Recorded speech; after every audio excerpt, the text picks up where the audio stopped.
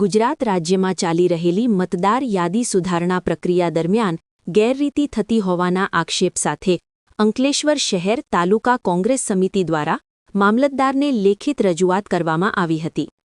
કોંગ્રેસ દ્વારા જણાવવામાં આવ્યું છે કે ડ્રાફ્ટ ઇલેક્ટોરલ રોલ જાહેર થયા બાદ નામ ઉમેરવા કે કાપવાની પ્રક્રિયામાં કાયદાકીય જોગવાઈઓનું ઉલ્લંઘન થઈ રહ્યું છે.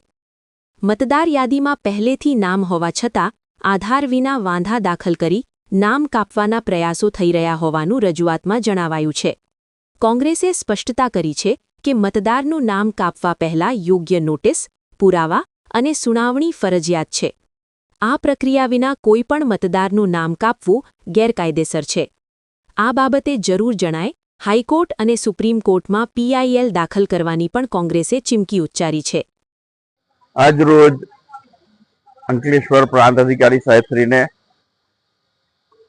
એમના અન્ય કામોના રોકાણસર મળ્યા ન હોય મામલતદાર સાહેબશ્રીને અમો કોંગ્રેસ પક્ષ દ્વારા અંકલેશ્વર શહેર ને 154 વિધાનસભા વિસ્તારના SRની પ્રક્રિયાને માટે એક આવેદન આપ્યું છે, જે અમને પ્રદેશ સમિતિ તરફથી આપવામાં આવ્યું હતું.